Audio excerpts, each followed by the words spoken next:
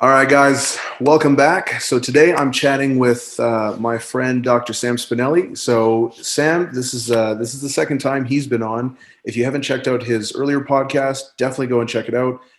First off, Sam, thanks so much for joining us. Why don't you give yourself a little bit of an introduction to maybe some of the listeners who don't know who you are? Yeah, so my name is Sam Spinelli. I'm a doctor of physical therapy and a strength and conditioning coach, currently located in Kelowna, British Columbia, Canada. I like lifting heavy things, talking about lifting heavy things, and making content around lifting heavy things. And then I spend most of my days helping people lift heavy things, either relative to themselves or in the grand scheme of things, and just try to empower people to the best abilities possible. Yeah.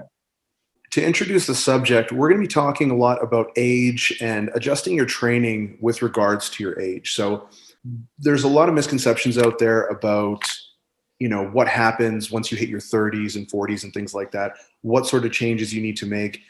So we're going to touch on a lot of those things, and then we're also actually going to talk about training individuals who are actually a little bit older, kind of in their 50s, 60s, things like that, and come up with some pretty good guidelines, some pretty good recommendations, and hopefully dispel a lot of myths that seem to be pretty pervasive about age and the things you can't do as you age. So first on, I just want to, I guess, ask right off the bat, like, is pain an inevitability, if I can even speak right, as we age? So it's a very interesting one. And the mixed answer is yes and no. The challenge is that pain is a part of life. So inherently, as time goes on, everyone will experience bouts of pain. There's basically, unless you suffer the condition of not experiencing nociception, which is a contributing factor to pain, you will experience pain at some point in your life. And that means as time goes on, you are likely to have some sort of pain. Most adults in North America experience back pain once every 2 to 5 years, I believe. And your average adult in America will experience shoulder, neck, or hip pain once every 5 years.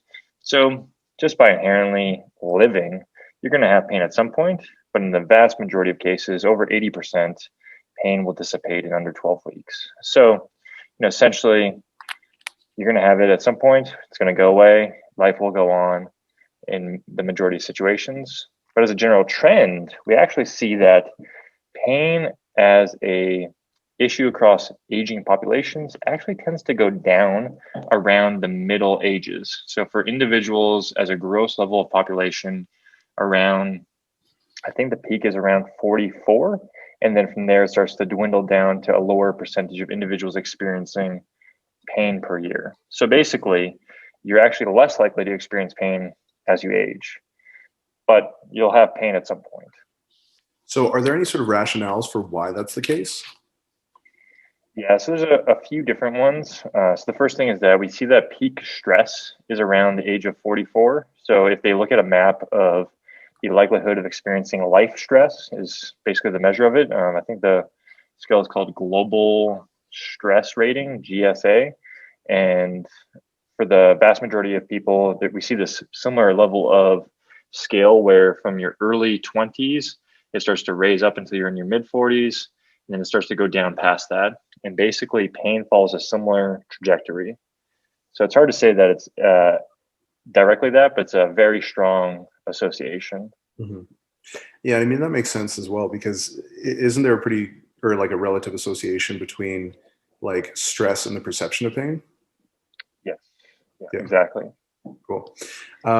So a lot of the times lifters experience pain and they attribute it to training or sorry, not training. They attribute it to aging, and oftentimes they associate it to years of training and just kind of wear and tear and stuff like that. So how much of this is age related and how much of it has to do with other factors, even like the one you just mentioned with stress and some other variables that usually we just kind of don't think about or don't associate with our pain experience?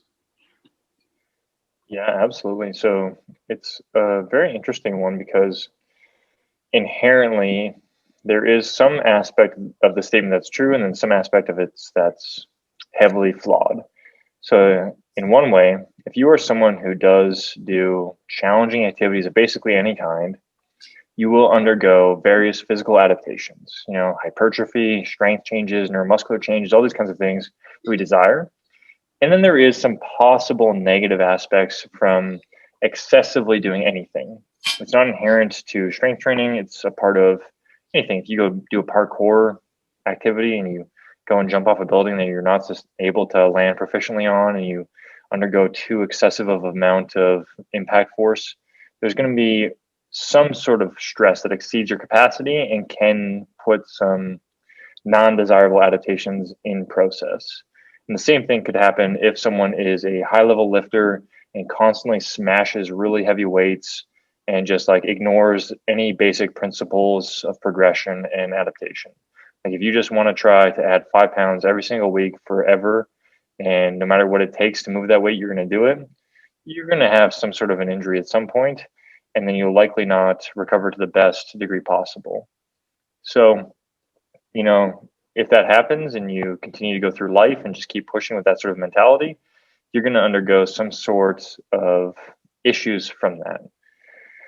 It's hard to say that just like if you're intelligently training and just going through a regular progression and being smart about things as you should, you could get some, grizzles up in the business, like, a little bit of aches and pains in your knees, aches and pains in your elbows, just as could happen from general challenging your body. But that's not unique to an aged individual. Like that very commonly happens to people that are 16, 18, 25, like any sort of population that's challenging themselves with physical activity. And so just like I mentioned earlier, like we don't inherently see a huge increase in the amount of pain people experience in different age groups. But what we do actually see a huge amount of difference is for people that either don't participate in physical activity and people that do participate in physical activity. And one aspect of that is seeing a differentiation between different types of activity. And we actually see that those who regularly participate in resistance training actually have a lower experience of pain across a lot of different things and lower experience of injuries. So there's definitely like this convoluted theory that most people have that like, I messed myself up from training and now I have all these different injuries and I'm going to live the rest of my life in pain. And as a guy who like specializes in fixing that stuff, it's not the case. Like the vast majority of my people that come to me are like these grizzled 35 to 50-year-olds that have basically just not trained very intelligently for a duration of time. And then we just get them on course and start to manage stuff more intelligently. And then they're good to go and they get back training really hard and feeling great.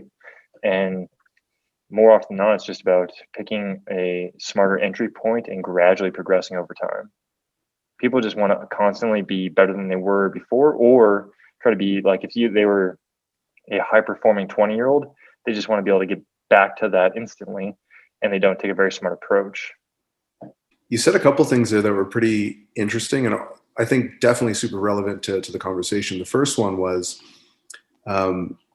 that a lot of the times people assume that their experience is specific to their age, whereas you mentioned that it's something that 25-year-olds experience, 16-year-olds experience, and so it's not necessarily indicative of an age-related issue. And the second thing that you mentioned was just regarding like, poorly planned training and exposure. And so it's like, okay, well, if you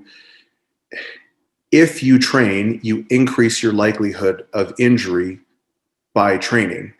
You know what I mean? So it's like if you get into a car, you increase your risk of getting into a car accident, but that doesn't necessarily mean that you're decreasing your overall potential for injury, And I think that's something, sorry, that was a little bit wordy, but I think a lot of the times people are like, oh, I got injured because I trained, when in reality, it's like, well, if you don't train, there's also a lot of really significant downsides, if you do sustain an injury, because you don't have a really robust body in general, it's unlikely that you're going to experience the same, speed of recovery. Like actually, this is kind of a funny little segue. I was walking to work and there's this really sharp turn that's like a really sharp V where people will turn. And I actually got smoked by a car and went through the windshield. I was just walking, right? But this was back when I was like maybe 295. And so I went through the windshield and then I got out and I was just like, oh my God, what the fuck? But then I went to work and, like I had back pain for a couple of days, but I was fine, and I was just thinking, I was like, man, if I was like 165 pounds, I would have been just murdered, you know? So that was one of the things where being a fat boy was on my side for sure. Um, yeah, but anyways, I'm really glad that you kind of made those distinctions. So when it comes to age, how does age impact recovery? And I guess actually, could you kind of quantify that as well? Because age obviously is a pretty broad spectrum of categories, right? Yeah, so that's a great question. And the simplest answer is that generally age can be looked at as either a chronological thing. So we have this arbitrary unit of time that we go by, seconds, minutes, hours, days, years. We're not going to probably go down that weird rabbit hole, but nonetheless, we have this unit of measurement, and that's the common way we describe it. But then we also have a biological factor that is more often than what people are actually relating to, because it's not like, okay, I'm 35 and I'm healthy and I'm crushing it, versus I'm 35, I haven't consistently exercised, I am overweight, I haven't taken very good of my nutrition, I don't, sleep very consistently durations of time that I should. So just generally, I'm not in a good health status for my age. So that biologically is actually a worse relative age, because you actually will have a lot of different factors that will progress at a higher rate, because we have these various different biological factors in our system that will progress across time as we mature. And so for the most people, we're actually talking about that, because we can again look at different ages and see that people will have a relatively different status of their actual health. And most of the time, that's what people are truly concerned with. It's not that, you're 50, 75, whatever it is. We can very easily find lots of different cases of people who are a certain age and are functioning very well, crushing it. Like in Alberta, I don't remember the guy's name off the top of my head. Joe? Joe, yeah, Yeah. he's a great example. I love Joe. I actually competed with him one time, and Oh, really? That's awesome. yeah, power surgeon in Edmonton, and yeah, so he's a great example that you can be of a very advanced age and still crush it. And in contrast, we have people that are in their 20s and cannot do the things that he does. And the simple aspect is, when we think of age, more often than not, people, associate chronological with biological and the relative status of their ability, but they're not directly associated. More often than not, it's the ability, your perception of your health, all those things kind of enacted into one. And so we do have a general aspect that as you progress in age, assuming your various factors stay consistent, like if you have a consistent sleep, consistent nutrition, consistent training, all those things across time, your recovery will gradually diminish with age. That's just because of biological factors that reduce. It's a very deep rabbit hole discussing like telomeres, mRNA, and DNA replication, but essentially, like, your cellular processing does gradually slow down as you get into more advanced age. And for most people, it's not something like we have literally no control over it. So it's just going to happen. But it doesn't necessarily provide a distinct constraint. Like, most people aren't constrained by that actual factor. Most people are constrained by not sufficiently doing the various things that we have control over: your sleep, your nutrition, your progression, the exercise selection that you utilize, all those kinds of things. That's the stuff that most people screw up and then blame their age on instead. Yeah, and I've definitely had several run-ins with individuals and former athletes and things like that where they'll tell me about how they are experiencing like significant shoulder pain, and they're like, "Oh, well, when I was your age, I could do all this stuff, but now I can't because I'm old." And I'm like, "Dude, you're like 3 years older than me. What are you talking about?" Like, there's this guy, and I guess he was a football player, like a pro football player. Apparently, I don't really know him, but and he was a pretty strong guy, but yeah, he would tell me all these stories, and I'm like, "Dude, just go lighter.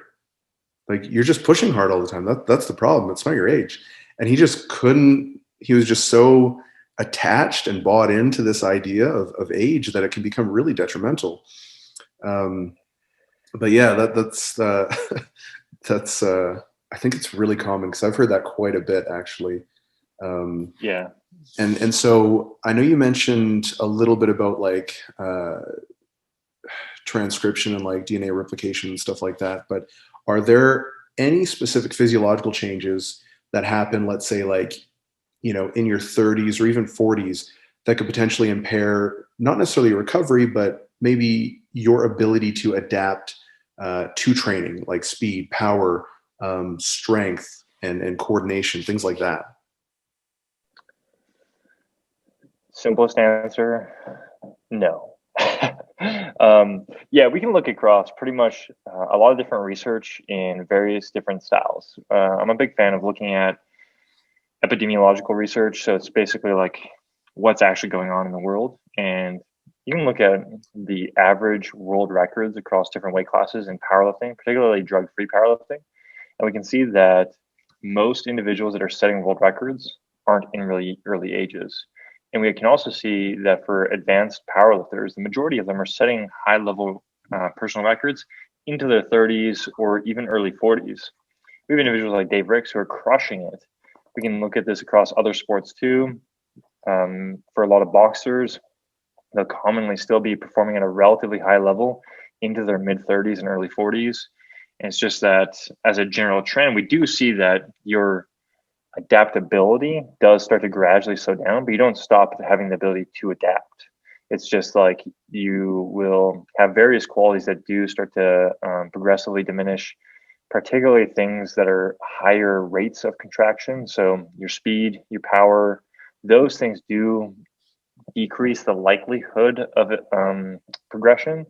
So, like if you were a highly trained sprinter, you're likely not going to keep setting personal records past the age of like 35 to 40. It's just extremely unlikely. You don't see that happen. In contrast, slower rates of contraction, so like maximal strength, bodybuilding, stuff like that, you have a very fine chance of continuing that on to a little bit more advanced age. But for those that have been at a very high level and try to continue to keep beating that, you're going to hit a peak. In contrast, though, if you're someone that hasn't been at a very high level and you haven't consistently done any of those things, you can make some incredible gains at pretty much any age. I actually pulled up this study. So this is I can send it to you later and you can toss in the show notes if you want. But it's the effects of creatine supplementation and drop set resistance training in untrained aging adults. So it's a paper that I found when I was doing some review on drop sets. It's pretty awesome looking at this because they basically just smashed people with training, like very, very hard training. And they had almost no one. They had one person that dropped out, and they said it was because of time constraints, not because of injury. And so they smashed these people for 12 weeks with drop sets. Like we're talking hack squats, lat pull downs, chest press, I think, and then leg press. It was 4 exercises. They would do 2 sets to absolute failure, decrease the load, and then smash them some more. And they just hit them for 12 weeks, 3 days a week. And then they had 2 groups, and the group that did worse made 2 kilograms of gains in lean body mass. Like, and these people were like, these are geriatric people. So these are people past the age of 65. And they gained 2 kilograms of lean mass in 12 weeks. Like, that's Wild. awesome. Yeah. And these were untrained people. So that's the key details. Like, now if you're highly trained, like if you've been a very focused strength athlete up into your 40s, you're probably not going to be setting PRs. Like, there are the odd person that does that, but it's not super common. You're going to gradually diminish off. But we see lots of cases of people who still keep crushing it into their older ages. So it's a bit more common in slower contraction type activities. When you get into the faster ones, that's where we see less and less of adaptation, but it doesn't mean that it stops. That's honestly wild though, because like above 65, seeing 2 kilograms of muscle, or not muscle, but lean mass growth in 12 weeks, that's honestly like maybe a little bit slower than what you'd expect from like a pretty dedicated athlete to be honest, which is wild. And yeah, I think that just kind of goes to show, and like even really hammers that point in where it's like age being a relative factor when considering like the rate of adaptations, especially if you are newer to lifting and if you haven't reached your peak. Like I'm really glad that you kind of made those different distinctions, because I think that's something that a lot of the times people um, don't think about as well. They're not necessarily thinking of that within the context of, hey, this fitness blogger or this YouTuber or whatever, is talking about how he's not seeing the same kind of progress because he's in his 30s, 40s, 50s, whatever. Meanwhile, he's got a 20-year history of training, right? And a lot of the times, like, that's pretty easy to kind of gloss over sometimes when you're looking at yourself and saying, okay, well, he's slowing down and he's in his 30s and I'm in my 30s right now. And so I should probably expect the same. And then you kind of end up noceboing yourself a little bit. So yeah, I'm really glad that you kind of brought that into the picture. One thing that I was curious about actually was how age impacts mobility. Yeah, that's a good one. So that is a tricky one because we have various things that contribute to what we call mobility. Basically looking at the use of joint range of motion. One thing is that as you age, you do have various different structural changes that do happen across the board. Like all humans will, to some degree, have what's called osteoarthritis. Like it's just inherently going to happen to some degree. Whether or not you have pain with it is a completely different conversation, but you're going to have these different bone transformations at the structural level as you age. Most people will start to experience some degree of these kinds of changes anywhere from the ages of 16 to 25, and it will just progressively increase over that timeline. And for some individuals, the actual development of what we call like osteophytes, or this like increase in bone density, could limit the actual range of motion that is achievable through a joint. In that, now, a key consideration with that is that we see that tendency of occurring at different joints and not at other ones. So for instance, like it's extremely rare to see this kind of change happen at the ankle. But we do see, for some reason, a lot of people tend to lose range of motion at their ankle as they age. The theory, though, is that it's actually more associated with decreased activity and not with any sort of like joint structural change. In contrast, when we look at the knee, we do see that as a tendency with progressive age, as a population level, an increased loss in joint range of motion at the knee, but the amount of loss of range of motion is not usually what's limiting people, because more often than not, it's like, your average healthy adult in their 30s and 40s has 135 degrees of knee flexion. And as you get into 85, you have 110 degrees. So you lost like 25 degrees, but that's like peak end range. So like maybe you can't squat with your hamstrings touching your calves, but you can get below parallel. And that's sort of like the thing is, for most people, your actual legitimate bony limitations aren't the issue that we generally see, at least not in my experience. But there are situations where it happens, but that's like the smaller amount, like that's the rarity in the population. More often than not, it's decreased ability to actually access that range of motion from either a muscular strength standpoint or a neuromuscular ability. And that's basically from inactivity, loss of trying to use that range of motion. Because when they do look at this stuff, most people, even into their more advanced age, can gain back a lot of these different ranges of motion. Like the ankle is a classic one that's commonly measured because of fall risk in the elderly population. You see that if someone loses the ability to access range of motion in their ankle, they have an increased likelihood of falling, because as you walk, you can't bring your toes up as well. So you're more likely to catch them tripping. You're more unlikely to have this thing called your ankle reaction as you go to fall, being able to access it to recover your balance. And so then training those qualities by using your ankles actually gains back the ability to go through different ranges of motion in your ankle. So again, as we tend to see that around that peak point of pain, that peak point of stress in most people's lives, around 44-ish, is also the point at which most people become relatively inactive. And so then from that point on, you basically tend to start seeing less and less ability to access different ranges of motion. Again, this is at like a population level. And if we go to different countries and different continents, we don't see the same general trends either.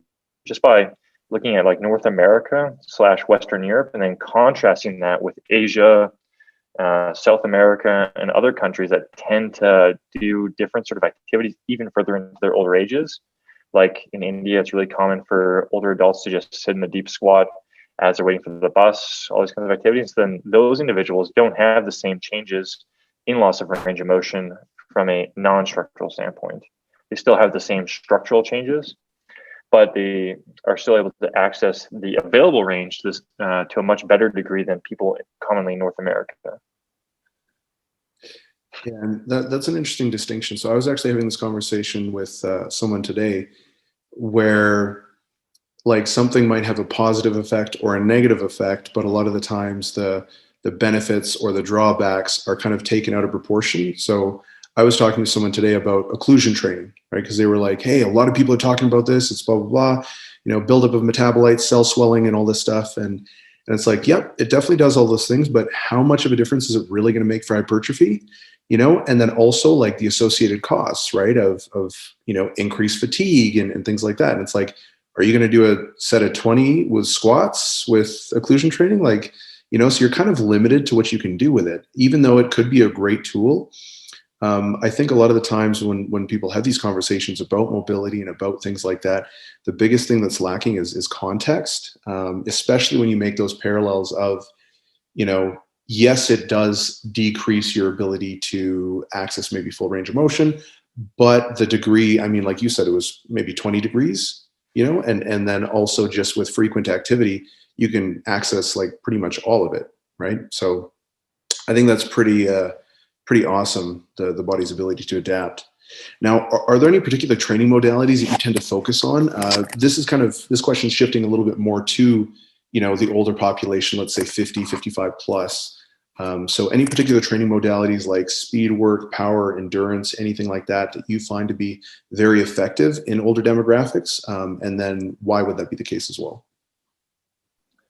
Yeah, so my particular bias is towards getting them as strong as possible, so heavier lifting based stuff, than a bias towards power based training. And the biggest reasons for those two things is that number one, we see that power is primarily limited for anyone that doesn't have a sufficient strength base by strength. As you get into more advanced populations like high level athletes, the power might not be limited by strength. But if we're talking about untrained individuals or those that aren't very trained, usually power and speed, those kind of characteristics are often limited by the strength. So then you want to develop more strength as a base and then actually help them produce that power so that they have the general characteristic of it. The biggest reasons that I think that it's so vital in those populations is number one, sarcopenia, which is a condition of basically muscle loss, is rampant in the populations above 65. And it's actually associated as being like one of the major conditions in North America. There's actually a new diagnosis. I don't remember how they exactly call it. Sarcopenia, or no, that's not right. Sarcoporosis. It's where they combine sarcopenia and osteoporosis into one. So you have decreased muscle mass, then you get decreased bone mass from it. Sarcoporosis? Yeah, something like that. Yeah.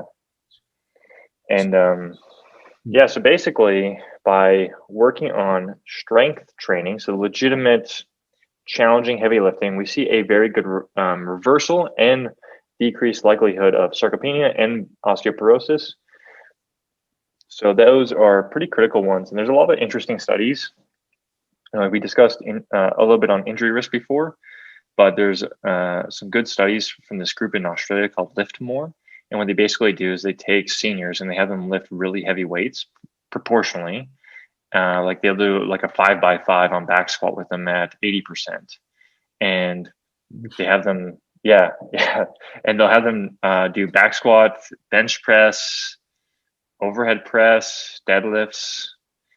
Can't remember. I think it's just 4 lifts, and they'll do it like 2 or 3 times a week. And they do it with people that have osteoporosis. They do it with people that have sarcopenia, and they do a ton of this stuff. And it's incredible because they have relatively minimal injuries. Like I think in a group of like 80 women, they had 1 injury, and they do it. I think the one was for a whole year, which is just fantastic. They actually had a reversal of osteoporosis, which for anyone that looks into the research on osteoporosis, like there's literally almost nothing that does that. There is no medication to reverse it. There is no surgery, nothing like that. Nothing can do that except strength training, which is pretty incredible. And so then one of the key things though is that when we look at the research on the effectiveness of strength training for osteoporosis or sarcopenia, especially with osteoporosis, is that it has to be heavy and it's got to be super challenging. Like it can't be, 15 rep sets with this lightweight someone could do 30 or 50 reps actually with. It's got to be heavy and challenging. So that's like a big shift that I try to do with older populations. Before COVID happened, I actually ran a senior fitness class, and I would have these people doing 5, 8 rep maxes on different lifts. And at first, they were like, "You're crazy. We ain't doing this." And more often than not, when I had them first doing it, they weren't hitting legitimate maxes. But by the time I got them bought in after 2, 3 months of doing it, they were pushing very challenging on it. And then in addition, doing some power based work, which can be the general concept of, you know, fast lifting. It can be jumping, throwing, all sorts of stuff. Tell you what, you get a group of seniors and you let them throw around med balls, they love it. At least in my experience, like I would have them throwing around med balls, seeing who could throw the ball the furthest, seeing who can jump the furthest. It takes them a little while, but if they've been lifting and doing back squats for a while and they start feeling better with those kinds of things, then they're actually down to usually jump. If you meet a lot of seniors, they actually don't like jumping at first, but if you start getting them stronger and feeling like they can actually absorb it with their muscles, then they don't usually have an issue. So there's a lot of like basic things that a strength coach would do with someone who is younger and more athletic, but just basically applying it to an older population. And then I don't do a ton of the quote unquote balance training. The biggest reason that I don't do much of it is that we see most of the research on fall risk demonstrate that if someone does good, consistent resistance training and also power work, they have a huge decrease in fall risk from just that stuff. But I do a little bit of like traditional balance training, more to catch the areas that we don't see addressed through strength training and power training. And so for anyone that's like a big nerd in the whole world of, different types of adaptations that we have different kinds of things affecting our balance, one of which is called your somatosensory, one is called your vestibular function, and one is called your visual system. So those three things work together to create basically like the general ability of balance. And your somatosensory system gets trained quite proficiently with resistance training, but then your vestibular and your visual systems don't necessarily get trained to the full degree with resistance training. So then I just would usually sprinkle in a little bit of work for that to just maximize any sort of possible adaptations I could get. And what might that look like? Yeah, so I know that people can't see this, but I'll do my best. So some things would be like, eyes closed activities. So we might, at the end of the session, after we've already, hit some back squats, hit some bench press, done some throws, we might do a little bit of eyes closed standing with your feet narrow. You might do some eyes closed trying to walk in a straight line, some stuff like that. But then also doing some different activities where you're moving your head in different directions. This one that is a little bit hard to explain, but I'll do my best. So if you YouTube VOR training, that's probably the easiest way to actually have any idea what I'm talking about. But you basically find a dot and you look at it and then you start shaking your head and trying to keep your eyes on that dot. And by shaking your head in different directions, it creates you have these different canals in your ear, in your inner ear, and their job is to respond to the change in head position, to feedback into your brain to know where its position is in space. We see that over the time of aging, if you don't train that, you can actually lose the responsiveness of it, but by training it, you can get it back. So then basically we'll do stuff like that. There's another one called VOR2 where you move the object in your head at the same time and try to keep visual tracking on it. And you basically just do that in different directions. And, they can be going up and down, side to side. So you have 3 different canals that sort of work together cohesively to give you feedback. So then you want to try to stimulate all of them periodically. This is a super random segue, but doing something like that, would that assist in any way at preventing getting knocked out? Like if you're a combat athlete? So I'm going to say no at face value, just because. So generally, most of the stuff about concussions is going to demonstrate that there's more to do with neck strength. There's not a ton of research necessarily on it yet, but there's some on neck strength, and there's some stuff on various other qualities like hydration status and fatigue levels and stuff like that. But I don't know a lot about inner ear function being associated with it. So I'm going to say no, but I do know that that's often utilized in the post-concussion rehab, because we usually do see that people have deficits in those kind of qualities after they have a concussion. Yeah, I just and maybe this is a little bit of a stretch. I just remember like when I was fighting, one of the things that we used to do was you'd stand in the ring and you'd spin around in a circle really, really fast for like 15 seconds, and then you'd fight. You know, like the guy's right there, he's standing next to you, and then you fight, and you got to like be able to move and have like good. You got to have like good footwork, be able to slip, be able to hit, and have like good precision and accuracy. And so it just kind of reminded me of that. But anyways, not really relevant, just sort of like an interesting little tangent. I really like as well how you talked about lifting heavy in older demographics, because a lot of the times that is the perception, right? Where you lift heavier and it's like, hey, we want to reduce the risk of injury, especially because you are a little bit more frail. But in essence, by limiting their exposure to high threshold sets, then you end up kind of doing them a disservice and actually making them a little bit more fragile. Whereas exposing them to heavy weights, I mean, like 5x5 at 80%, I couldn't do that. Like that's ridiculous. so, so that's awesome. And so I just kind of wanted to piggyback on that. Like, what sort of differences would there be, or how would you, program things differently? Let's say you were doing a group class. Actually, I remember seeing you posting those on Instagram back in the day. But how would you program that if you had a class that was mixed in terms of the age demographics? You have a couple 25-year-olds, you have some middle-aged people, and then you have some guys in their 60s or whatever. Same program. How would you differentiate it based on, let's say, age and ability? Yeah, so off the top of my head, I actually wouldn't. That's the biggest thing is like, so that might come down to how I personally program, which is something I'll hopefully be able to highlight here. But a big thing would be like, I basically give the same program to everyone regardless of age. Now, when I program, I don't utilize a set weight. I don't utilize a set percentage usually. More often than not, it's going to be based upon exertion ability. So RPE/RAR, something along those lines. And at the end of the day, like if you're going to be doing a set of 5 and you find that you're 1 or 2 reps away from failure, you're going to be at a weight that's challenging for you, whatever that may mean inherently. And so I'm probably going to program something along more those lines. And then when I'm programming in group classes, I'll usually program a range of sets that I want people to do. So I'll usually pick like a number of reps, a relative exertion level, and then a range of sets based off of the time that we have. So if we have 15 minutes to do back squats, I'm usually going to pick, I want people to achieve 3 to 5 sets in that time frame at a 5 rep range with a 2 to 3 reps in reserve. And by having that set range, if you're someone that pushes a little bit harder and you're legitimately close to that 2 RIR, you're probably going to want that 3 to 5 minute rest break.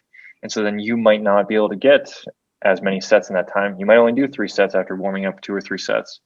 And then if you're a senior individual who is more easily fatigued because you're just generally not in as good a shape as someone who's younger, well, then you might not get as many sets. And so you might only do 2 or 3. Whereas like if that individual is progressively been in the class for a while and they're getting in generally better shape, and even if they're a senior, they might be able to do 3 or 4 or 5 sets. So usually personally, I program more along those lines, and I do have classes that would have a big range in age, and people are like, before I lived in Kelowna, when I lived in California, I had a group where I would have individuals that were training together, and I had these 2 guys that would train together, and one was 55 around there. Another guy was in his 20s, and they would use the same bar, go back and forth together using the same weight, everything. And it was relatively close in exertion level for them. And it was fantastic. It was just that the young guy didn't have as long of a training experience, and the older individual did have more of a training experience. So they were able to match up beautifully. And So inherently, like, there's not crazy changes, but I think that really comes down to like, what are your beliefs as a coach? And so that's something that I think is commonly an issue for a lot of CrossFit coaches, where if they do have a range of ages and they're not used to customizing it to that specific thing, you do see that generally individuals that are in older age are going to struggle using as much weight as individuals that are younger. And they're also going to generally struggle with keeping the same pace. Those things can be improved, but that's like a generalization. So if you're accommodating for those things in the way that you prescribe stuff, then you don't have to necessarily put limitations or restrictions on older individuals. Yeah, no, that makes a lot of sense. And when people talk about how you would train an enhanced athlete, so someone using drugs versus a natural, like I've had so many people ask me that, not so much anymore, but a long time ago I used to. And they're like, what would you do differently? And I'm like, honestly, nothing. Like, this guy's going to be able to push harder, so he can probably tolerate a little bit more load. So even if the volume is like relatively similar, because he's got higher effort, he's going to need more time to recover, which kind of ends up balancing things out for the most part. And like, there's a bunch of other little things in there, but that's just one example. And so, yeah, no, I completely agree with how you would run kind of a program like that. I Yeah, tend like to for me, be, it's also a similar conversation with like when people ask like, "Oh, I'm a novice, I'm an intermediate, and I'm an advanced." It's like yeah, exactly. you still like you're a human. You respond relatively similar to the consistent kinds of stressors. Like the biggest thing that changes for a lot of those people, this goes with older individuals too, is like the type of variation that we might pick based off of the time that you're going to work on practicing a movement. Like if you're a novice, picking a goblet squat is probably superior to a back squat, just out of the means of being able to get a training effect with less effort, like less technical focus. And we can like, sure, you could have seniors just goblet squat, but it's not inherently better. And the same, yeah. So it's an interesting conversation. So, what are some of the strategies that you would use to minimize some of the negative effects of aging, that aging has on performance? Yeah, that's a good one. For people that are regularly training, it is hard to deal with that. Like, I am fortunate to not have experienced it yet, but I know that it's going to come at some point in the next decade where I will not be as responsive to training and I will Treat have to yourself. accept that. I'm gonna live forever. Exactly. But there's going to come a time, and I've worked with a lot of people that have, and basically, one of the big things is intelligent progression. So accepting that you can't constantly be pushing as hard as you can. You need to have times of deloads. You need to have times of lower stress blocks, have blocks of training where you're going to be emphasizing volume versus strength, etc. Like just intelligent programming. But I think that becomes more and more important as you progressively go towards your peak levels, because you just can't maintain peak performance all the time, especially as you become more proficient and more closer to your ceiling. Then another consideration too is for most people, their absolute best ability is going to be again limited more towards the higher rate of contraction stuff. So just keeping in some sort of work that does that as you get towards those older ages or more towards whatever your ability is. And that could just be as simple as trying to back squat faster if you're a strength athlete. If you're a weightlifter, trying to work more on some power movements. That way you get a little bit more oomph in them. And for general populations, try and keep more jumping in, more throwing, stuff like that, where you're just like forcing yourself to move faster and trying to move faster. Those things are pretty important, especially as you get more towards the ceiling and trying to maintain that for as long as possible. Because that's again like the first thing that we tend to see decrease as you get into older ages. Would you ever use overspeed? So you definitely could. I don't think that there's any research on maintaining adaptations with it. I know there's research on utilizing it in different um, uh, speed athletes. It's pretty mixed research on it. Some showing that there are beneficial, some showing that there's not. Seems to be more like less technical athletes tend to benefit from it, and more technical don't, because then it compromises their motor patterns. That makes But sense. if you were like it's squatting. It's not that complicated. Like if we're talking about a strength athlete, like you're going to be fine. You could do some overspeed training. That's basically jumping, to be honest. Yeah. Yeah. Whereas if you're like, a sprinter or a thrower, there tends to be some, changes with your technical abilities with that. That makes sense. And so, how would you go about approaching that conversation with your clients, both who either have this sort of feeling of fragility that comes with age, and then conversely, who are at an age where it's like, okay, buddy, you actually legit do need to just slow down a little because you've got 3 hip replacements and you've only got 1 hip. So that's an issue. Yeah. So with the first group, the people that are thinking they're fragile when they're not, and more hesitant in pushing, and they think that their body is just a piece of crap, those are people that I have a conversation with. Usually, unfortunately, I know a lot of the research, so I don't start setting off studies, but I just talk about basic, simple stuff. Look at individuals like Joe and these other ones who are still crushing into older age, like what's limiting them versus you, and talking about intelligent progression, giving it time, sequencing, and putting in effort for a consistent period of time and seeing what happens. More often than not, people are down to at least try, especially if you talk about intelligent programming with them. It might be a simple aspect of like, scaling where they're at, which is usually the situation. And then they're down to keep trying. I think that I'm a pretty good salesman, so I don't really have that much of an issue. But for the other population, that's the one that I personally struggle with more, is where someone wants to keep crushing it and they probably need to pull back on it just because have a strong feeling I'm going to be that person. And I just like can understand the desire that it might not even be an aspect of the performance. Like maybe it's not that you care about that you used to be able to back squat 550 and now you can only back squat 450. It might be the simple aspect of like you love just pushing really hard and training hard, and your body just cannot handle that anymore, and you need to learn how to pull back. And I can really understand that. And for those people, I try to have a discussion of like reframing the purpose of training. That seems to help a little bit. But then the other thing that I try to do is figure out, are there ways that we can change certain things that you push really hard and go full on with? So for instance, like instead of pushing your back squat to your highest degree possible, just because it might be a little bit more challenging on certain joints, scale back your effort on the back squat, still crush it, still have some fun with it. But maybe you're going to do a sled push instead and push that sucker as absolutely hard as you can, just because you got a little bit more wiggle room for different challenges. And are there different ways that we can find an option for you to push really hard and feel that that effort level that you want, but not do it on things that you have a tendency to hurt yourself with or are more challenging on different joints for you? Mhm. No, that makes a lot of sense.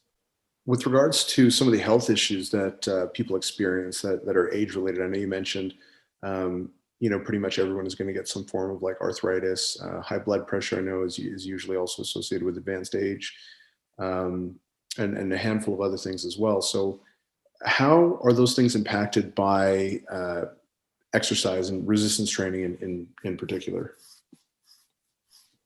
Yeah, so I guess so. First thing is like humans weren't originally designed to live past like 75. Like it's not a thing. Like if you look back in the history of time until we started having dedicated medicine and focused efforts towards living past that age, we just really didn't do it. So our body just gradually diminishes in certain abilities. Like you mentioned with high blood pressure. So basically our various arteries and veins have less responsiveness as we age. They don't become, or they're not as elastic. So we start to have various compromises in our cardiovascular function. Our kidney function is a really big one that starts to diminish. Like if you go into a senior living facility and you were to look at the medical charts on most of the people, almost all of them will probably have a kidney issue. And it's just like something that happens with advanced aging. The thing is that we consistently see that even if those things start to pop up, if you're someone who is physically active and does challenging resistance training, challenging cardiovascular training on a consistent basis, you decrease the impact of those things and you decrease or you push off how soon it usually happens. So instead of it really limiting you at the age of 75, it might not limit you till you are 85, 95, whatever. And even if it starts to affect you, it probably doesn't affect you as much as it could have. So those are huge ones. In the case of arthritis, so we'll all start to have signs of arthritis, like it will show up on imaging, but it doesn't necessarily mean that you're going to have pain. It doesn't necessarily mean that's going to affect you. And we consistently see that if you manage a good body weight and you manage a good amount of physical activity, we see that reduces the likelihood of you experiencing the pain and will push it off for longer durations of time. So it's really common, like if you're in the gerontology, so basically the science of aging world, they call resistance training the fountain of youth. It's like actually what they call it. And it's the simple act of doing this stuff on a consistent basis makes a huge impact on the detriments that people see with aging. Yeah, that makes a lot of sense. So we're coming up on that hour mark, and I want to be respectful of your time. So where can people find you? Simplest thing is to track me down on Instagram on Dr. Spinelli. You can find me on YouTube. I've got Citizen Athletics and E3 Rehab. Try to publish more fitness related content on Citizen Athletics, more rehab related content on E3 Rehab, both of which lots of information there. Lots of content on my Instagram, all over the place. Awesome. And do you have any projects you're working on right now? Oh, constantly. Always. Hopefully there's going to be a brand new Citizen Athletics website coming out later this week. It's been almost a year-long project. So hopefully it's going to be a good answer to a lot of different questions, a lot of different concerns, help support people in training at the gym, training at home, challenging options, a wide range of variations and solutions for people, depending upon what kind of training that they want to do, all wrapped into one fun package with a bunch of educational resources inside of it. How many times did you practice that before you jumped on today? I've actually never talked about the website. This is the first time. Yeah. No, that's awesome, man. That's super exciting. I definitely am looking forward to checking it out. So definitely make sure you give him a follow. He's got tons of content. We were actually joking before we started recording, just like that he does like 50 videos a day. He puts out so much content. It's awesome. I refer, my clients who have any issues with pain or anything like that to a lot of his content. So highly recommend it. All that stuff is going to be included in the show notes. And guys, if you like the podcast, don't be a dick and say that you like it. Leave a 5-star review, post a comment, share it, subscribe. And if you don't like it, also don't be a dick. Like it, share, subscribe. So anytime you guys do that, it really helps me gain more exposure. I can start buying mics and things like that because right now I'm homeless. I need more money. So yeah, Sam, thanks so much for joining me, man. It was awesome.